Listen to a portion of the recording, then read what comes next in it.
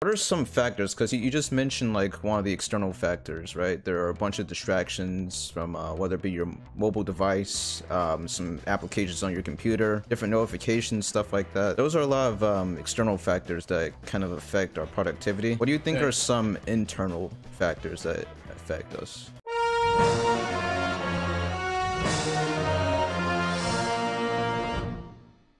So just I'd like to add one more thing for the external things is also, I would say, a lack of strategy. Now, when it comes to creating art, you have a strategy, right? So you know what to do, people know what to do. So I'm even talking about not only about creativity, about art, but also let's say a person who is creating content, for example. They have a strategy for that. But the question is, do you have a strategy for focus? Do you have a strategy for productivity? So in the absence of that, what happens is, you might end up doing a lot less than what you could. So that's one thing.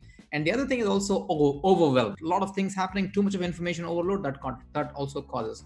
And coming to the internal, now, I mean, in productivity, people talk a lot about the importance of environment. You need to have a environment that supports you in your productive work.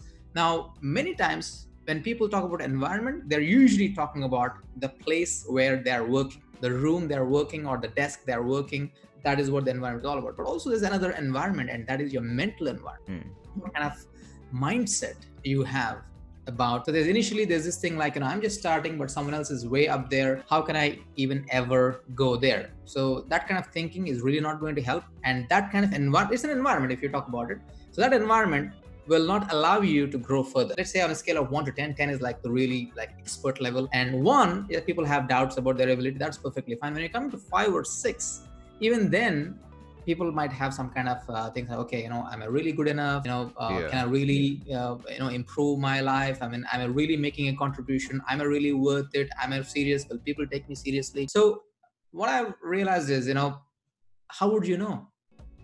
How would you know if you don't do it? So that's a mental makeup that you need to do. So we have a goal. The goal is to create something. The goal is to produce something, and we have to put our heart and soul in creating that. And then forget about the judgment. People are going to judge you anyway, right? Even, you talk about the world's best people on the planet in terms of kindness, in terms of wealth, in terms of sport. Now, do you think that everyone admires them? No, they're haters. But at the time of beginning or learning a craft, we shouldn't be worrying about what other people are thinking. Yeah. Rather, we should be worrying at how can we get better than what we were yesterday. So that's the mental framework you need to have. Yeah, I deal with this on a daily basis. So do a lot of other people, not only the external factors, but internal factors like fear, doubts. Yeah. Me personally, when I started this whole art thing, and I also do some programming on the side, I felt like I wasn't smart enough to be logical in order to do some computer programming, or I wasn't artistic enough to create some beautiful piece of work. And those are like some of the internal factors that I deal with right now. And I believe that's an excellent segue into how do we get into attaining that optimal state of mind to be productive and push past those limiting beliefs. So there's this beautiful quotation by Jim Rohn, right? He said that, I love that guy. You run the day or the day runs you. I think that's beautiful. I love that. So you run the day or the day runs you. So what that means is if you don't have a plan for the day, you just go with whatever is happening in our life at that time. And then at the end of how many times we have experienced that, you wake up and then what? It's already night 11 o'clock and I haven't really done anything productive today. So that means the day has run you. So how do we fix that?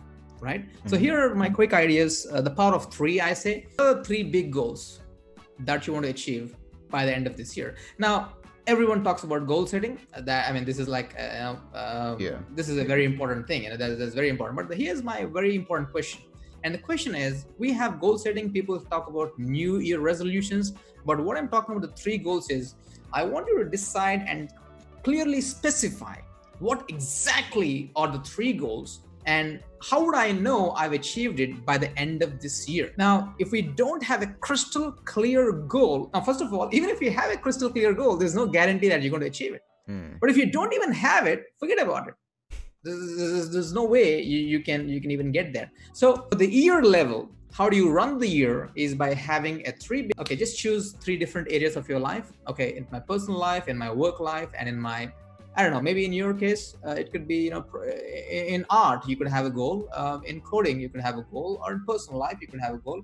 And what is it that I can see? Okay, boom, I can see there's a huge improvement in my life. So that's what I'm talking about. So you need to have those three at the year level.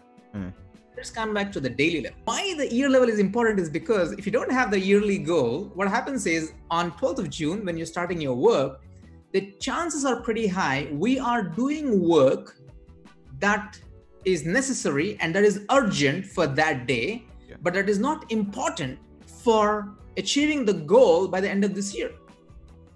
So we need to have a goal for this day, and the goal for this day is, of course, a very popular concept. It's called the MIT. You might have heard about it. The most important tasks for today. MIT, the most important task. Again, 3. What are your 3 most? The important task is not to just check 3 big things. No. The important tasks are, what are the things that move you, literally move you in your work, and you go to a different place in your work. And that is what I'm talking about, the most important task, things that will go to the next level. If you did only those 3 things today and nothing else, the rest of the day you're on YouTube, you're watching Facebook, you're playing games, but you only did those 3 things, would your day be considered productive? Did you move forward in your life, in your craft, in your art, in your life, in your business? If those 3 things help you to do that, boom, those are your 3 productive goals, 3 most important tasks. Now I know some people who do to-do lists, and the to-do list has got 20 things, and then they check down 18 things. Oh, I did this, I did this, I did this. Oh, clean my desk, I did this. Okay. Watch the video, I did this. But are you moving ahead in our life? Can you see the progress?